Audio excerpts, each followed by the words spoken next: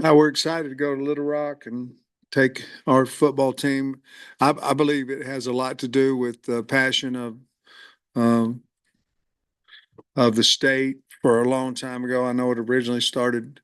There was no televised games, many one or two on a weekend, and I think that had part of the reason to go over there. War Memorial was their stadium was better than this one in the past, and they had lights. We did not. There was a lot of reasons to go over there, but I think the passion overall from the years of Arkansas football uh, had to do with something about our willingness to go play games in Little Rock. Our team is not looking at this as well, we have to go play in Little Rock. We're looking at it as opportunity to take the team on the road and have a great opening game in the great city of Little Rock. And whether I want to do that for years to come or not is irrelevant right now for this Thursday night's game. But we are excited to go over there. It's on our schedule. It's where we're going to play, and we're excited to go over there. And we hope that we'll have a whole lot of fans at the game supporting our football team. Looking forward to playing Pine Bluff. Looking forward to playing a in-state opponent. And we know that Coach Hampton has done a good job. His as he goes into this year, he'll know more about his team, and they'll have a better team, as I hope we do as well. But we have a lot of respect for University of Arkansas Pine Bluff, and we're looking forward to getting over there. Great, just going. Coach, you planning on, I guess, bussing down on Wednesday and flying back? Is that kind of and just what's the schedule coming up? No, Trey, we are going to bus over there, but we'll bus back as well. Certainly helped us.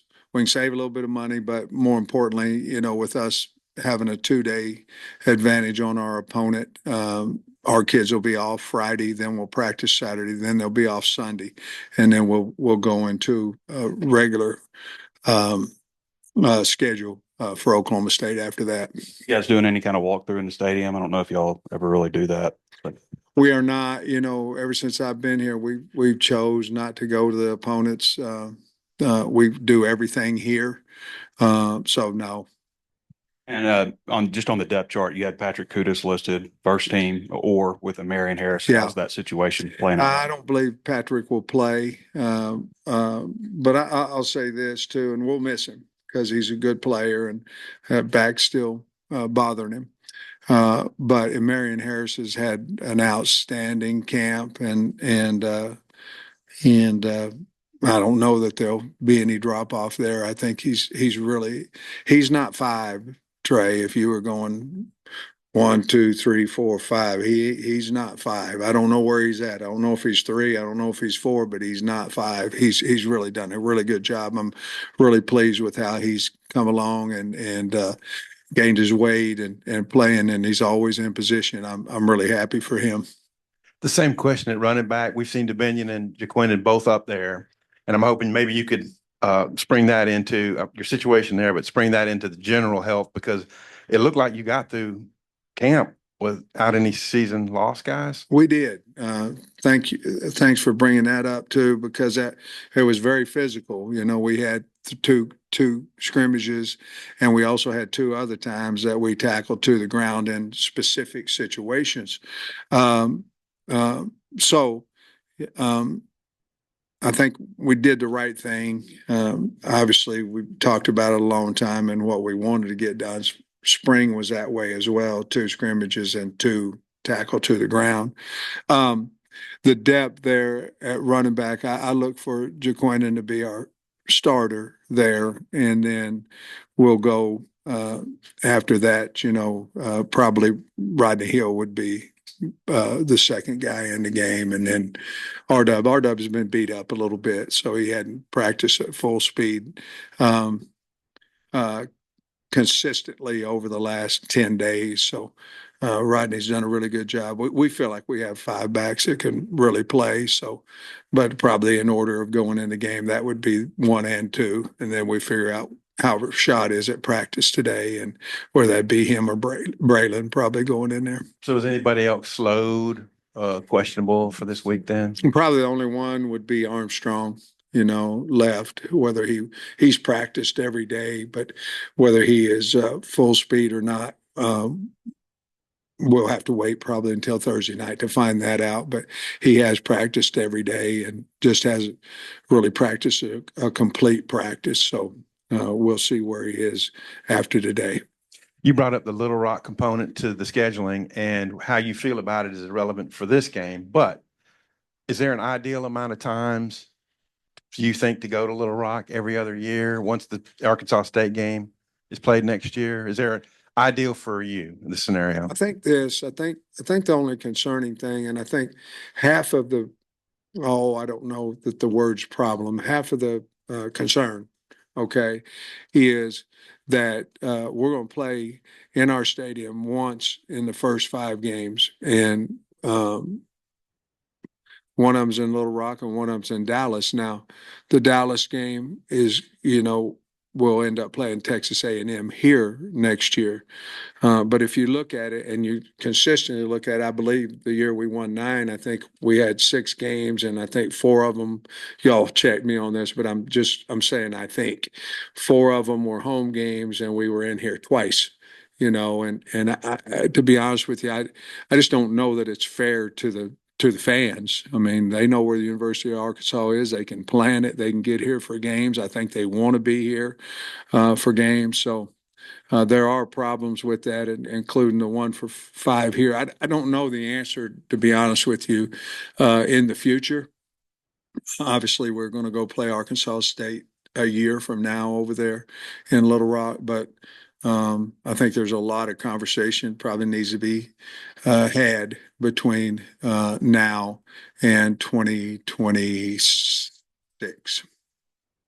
Sam, I think the last time we talked to you, you mentioned that Anton was really pushing Nico, and then same thing with TJ Metcalf really pushing Hudson there at safety, and they're both listed as oars on the depth chart. I'm curious kind of where those battles stand going into this week. Well, we haven't really talked to the kids, exactly, if there's an or on there, who's going to be that. But I can be honest with you and tell you both Hud and TJ have played really well, and so has Nico and Anton, which is a good thing. A lot of times you have battles and you're trying to find one that's good. Both those battles are between 2 really good players, and they both will play all 4. You understand what I'm saying, but I think we still have another physical practice today, and we'll find out what we're going to do at that point. But again, who runs out first is probably more important to the kid and maybe the media than it is to us, because they're going to certainly play their reps. And I'm curious your general feeling when it comes to like bulletin board material. Like if another player, a coach on another team says something, do you address it with the team? Do you like let them know like, hey, this is what they're saying, or is it like, hey, they see it anyways, no need to bring it up? Nowadays everybody sees everything. So um, we have a lot of respect for Pine Bluff and their staff, and so we'll just leave it at that and try to go out and play our best game. Sam, I remember, I think the pre-camp presser, you said you thought it was important to figure out a kicker within a couple of weeks, and the depth chart has or. It sounds like Shipley's been doing pretty good. I guess, is Ramsey healthy again, or why is that an or? And is it really, you don't know who's going to kick Thursday? Well, all of them's oars because we haven't talked to the kids about it, to be honest with you. Some of them they're so close of a battle that we still need to practice 2 more days before we figure it out. Again, that doesn't mean that we don't have confidence in the oars, because we do, or they wouldn't be on there. We haven't spoke with the kickers yet about who's won that job. And once we do that, I guess you'll find out on Thursday. I hate it, but we just haven't, at this time of the media, we haven't talked to the kickers about who's won that battle. I can say this, they both have kicked well. Ramsey was hurt for a week. We shut him down for 5 days, and then he was back yesterday and did a really good job on his field goals. And there's been a lot of talk from players and you know, Eric talked about how far Harris has come since, I guess, the spring, and you're down there with the line a lot. Specifically, what is he doing that's, you know, made him, you know, one of your top guys? I just think he's so much more motivated, and his body gives him a chance. You know, he had lost so much weight, and he was down to 275, 278 pounds. And I'm not for sure if that didn't affect his mind as well, because he wasn't able to move people. He always had good quickness and always had pretty good technique. But now I think him being over 300 pounds, I think his confidence is much better. He's been here now for 3 seasons. His ability to move people is much better, and he's just. I think he's just playing better because he's confident that he can get it done, and him and Carmona together, they've really been a good. Carmona's been good for him too, if that makes sense. And then I was curious how the mock game or the dress rehearsal, or whatever you want to call it, went Thursday night. I guess I know you're not hitting, but how did it go from a logistic? Well, we actually did this year. We went in shells, and our tempo was good. I felt like the offense, I think, was right at 20 plays. 2 of them were on air, situational, and the defense was around 18. And then we had all kinds of special team situations, and it went well. Now, in the past, we did not do that. I mean, we did the special teams, but we didn't physically get after each other. I just felt like we're trying to talk about being tough, and you can't be tough unless practices are tough, and the expectation is tough. So we did that. It went well. How about dealing with social media distractions? You mentioned that last week, Coach, that you thought you would have to deal with some adversity at some point. When that comes, last year maybe you didn't do the best job. This year you feel like you've equipped your team a little better to handle that outside noise. Yeah, I think so. And we really haven't gotten into a stressful situation yet. So we're going to have to figure that out once that happens. There's situations that are adverse during a game, and then there's certainly adversity after a game, speaking of media. But I think our kids have been pretty good with the media. They've been limited availability, but I think we've got a mature team, so I feel pretty good about it. And we've spoke about it quite a bit as well. So I think we're going to be in pretty good shape there as well. We have a mature team, so I think we'll be in pretty good shape. Last time we spoke with you, you kind of mentioned how Danny and Ian might have to treat them Yeah. as one player, kind of, and see where you go. Have any of those guys taken a step forward? Is it the same plan? Maybe they're one player in terms of snaps and reps and everything. Going into the University of Arkansas Pine Bluff game, I think that is the plan. Where we've been rotating, on fours, there's just no way that we can do that with a Landon Jackson. I mean, we can't. We need him on the football field. Maybe Cam Ball as well. But the equal opportunity, we're not close enough right now for a guy who's to me quite a bit better, and that could be because of age. It could be a lot of reasons. Is off the football off the field, and so. But I do think that rotation is something that we'll certainly do. And Kudus, do you think like this could be a short-term thing, or how do you feel about his availability to pass you?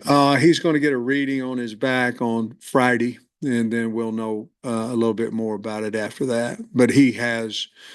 He's progressed from things in the pool to things on land now, to a little bit of hitting. So we're going to get this MRI read, and then I'll have a better answer for you on next time we meet. I guess next Monday. Last thing is, I know it's a game, it's not practice, but how much of week one maybe can be part of that competition at, defensive end, safety, cornerback, where you have some of those guys fighting for depth chart? Great question. I'm really excited about that, to see game ready competition.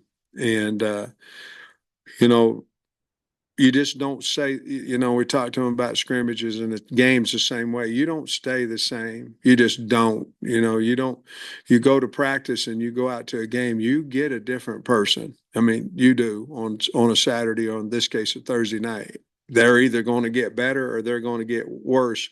No coach is going to come in and say, well, that's about what I thought we was going to get out of it. It goes up or it goes down. And so I'm really excited to see how each one of these guys that are in a battle, and those are not, for that matter, to see how they play. We have so many new players, and of course, I heard Arkansas Pine Bluff has maybe 52 or something like that came in July. So very, very difficult to really, really, really know what you have until you line up there on a Saturday night. You think but it'll be a lot of fun to find out truly what we have. Coming into fall camp, you said you liked Andreas Poshka, but you need to love him. I guess how much closer are you to loving him, and what have you seen from him throughout the fall camp? Well, I love the kid. A lot of it was understanding the offense, being able to play faster because of that. He had a really good offseason, gained some weight, stronger, faster. He's very aggressive. So there'll be times in there, it depends on, what personnel that we use, that he'll be the first guy out there. Now he might be out there with another tight end. So he's come a long way. I believe that we'll find out more about him on Thursday night, but I've been pleased with his progression over the last, whatever it's been, 21, 22 days. Coach, last year, I think a full week out, y'all announced the captains, but you Yeah. haven't yet. Are you know them, or is there a reason for the delay? Well, I've changed that one too, with the portal and all that. I think naming captains this early. When I was at Georgia, Trey, they named them after the season, and they just had a rotating guys. I do think what we're going to do is we're going to name 4 game day captains for a while. And I don't know how long that's going to be. I don't know if that's going to be to game 10. I don't know if that's going to be during the bowl prep. I don't know when that's going to be that we decide who our captains are. But I just think here, twofold, Trey, to be honest, I think that we have too many captain-like guys on our team right now to get to 4. I think let's let them play a little bit. Let's see them in the adversity. Let's see who really is the leaders on a Saturday afternoon. Again, we have 39 new guys. So I just thought that it would be kind of cool if at the end of the year, if you had 48 guys or you had 36 guys that represented the team as captains. I mean, let's look at this. You're going to Little Rock. So if you're sitting there thinking who could be game day captains, well, you start thinking about your kids from Little Rock that are starting. You start thinking about maybe a guy from Memphis, whatever. And I think it would mean something to those kids. And they had the opportunity to walk out there. And, captains have changed. They never ask a captain, what do you want to do or anything. Most of the time they don't ask me. They just, you're going to take the penalty and we're moving on. So that's really something that could kind of be neat that I thought about, that you could have 40, 48 guys in a 12 game go out there and then maybe decide who really earned the captain spot after the year during possibly bowl prep.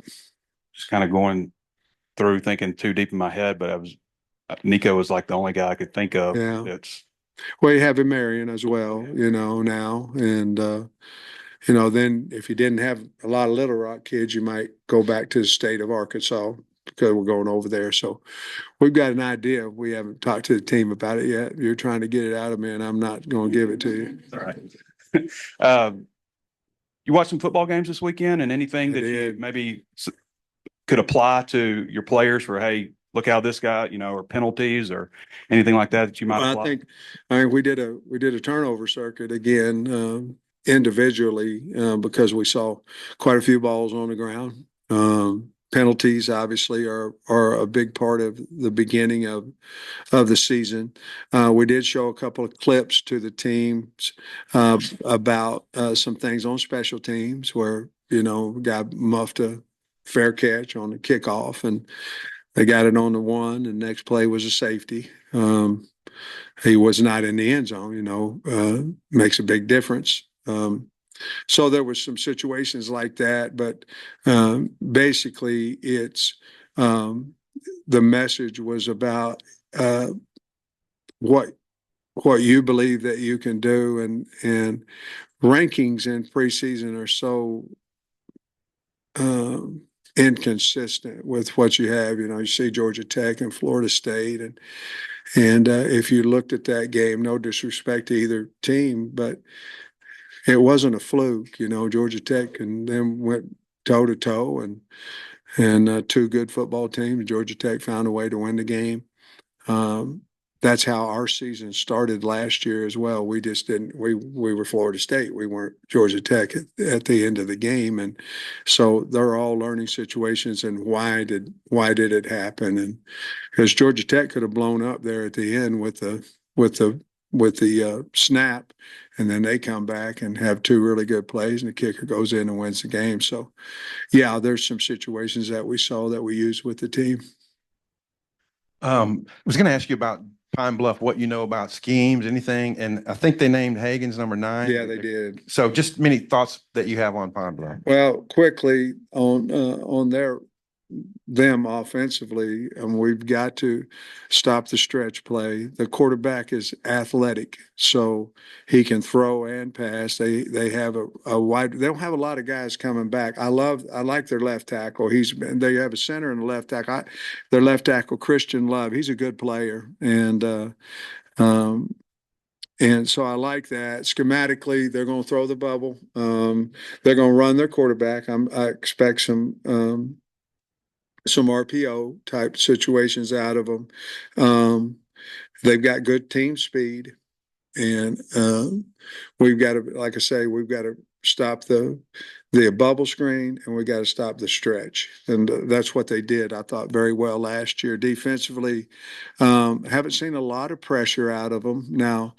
Whether they change or not, obviously I'm talking about Grambling, what their coordinator did at Grambling, their offensive coordinator last year. That's what he did.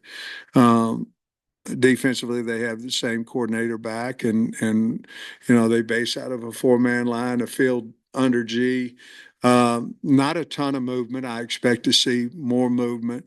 Not a ton of blitzing. I expect to see more of that. So we are taking what we saw from them last year and amping it up, instead of we're very rarely running anything against a base front because we're expecting some type of movement. Zone team, not a lot of man coverage out of them, and but very, very well coached, and they play extremely hard. You've got the rare triple or at one of the cornerbacks with Singletary, Cuddy, and Keon Stewart. Are they all guys, or are you looking for a guy? No, I think they're all really good players. Part of that, again, when Cal makes me do this, it's because we're beat up a little bit, so I'm going, well, when are they coming back? All this stuff. But Singletary's been, he's had a little hamstring, that set him back a little bit, and Stu's been beat up just a little bit as well. But I think all three of those guys are healthy, and I really like what Cuddy's done, what he's done, and so we'll see if we get through healthy. The next 2 days, I expect for Cuddy to be the guy there. Just a quick question about media access. I think you were wide open in spring. I think Kyle said that your training camp was maybe as open as anybody. And in season is going to be no access. I just wonder, have you evolved on your thoughts on what led you to this point? Well, guys, it's a really critical year for us. I mean, it is. It's a big year for us, and I just wanted to keep as much as we could everything in-house. A lot of times, in all honesty, a lot of times from our observing practice, there's some information that I don't want out that gets out. And it's just a big year, and that's no negative towards anybody. It's just human nature. So and so's not starting today. They moved this guy to this. And, I'm not saying you can't find that out anyway, because we can call people, right? But it's a big year for us. And we just wanted to keep everything in-house as much as we possibly could. Now, we also understand that you have a job to do and that media is part of our family. And sometimes we like it, sometimes we don't. But you are a part of Hog and a part of our family. We understand that too. So we're trying to find as good of a togetherness as we possibly can have. And to be honest with you, I'd like to see where it goes, and then we'll decide in the future. But we do not want to shut you out of what's going on. There was just too many things I felt like going on that people knew about our program that I didn't necessarily want them to. And we didn't hear a lot about Jordan Anthony in camp, or maybe we just didn't ask that much about him, but he's on the depth chart. We know he's got, super duper speed. What kind of camp did he have, and what are you expecting from him? And is he totally over that toe or foot Yeah. or whatever it was? Really good camp.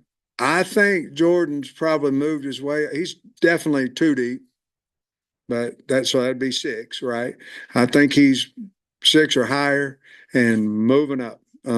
Really, the toe, the track, might have, I don't want to say set him back, because we knew when he came here he was going to be a track athlete and a football player. But he seemed to, as his health got better, he seemed to just keep on increasing. I think you'll really like him on Thursday night. I feel like he'll do a good job for us. I guess just a quick one tactically on the rules. I guess the first week we've seen the 2-minute warning Yeah. in action here in college There's football. more stuff to worry about.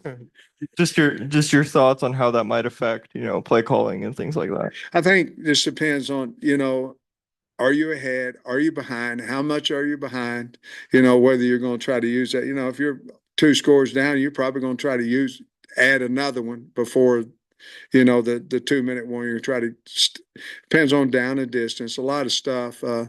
But for the most part, after doing studies on it, you're going to let the 2-minute warning be the 2-minute warning. Again, there's certain situations where you could possibly steal a timeout, and that's what we would do. But that rule, and then you've got your two stride rule before you can hit the quarterback. So we've been working on that as well. But that's really, to me, the only 2 that kind of stick out.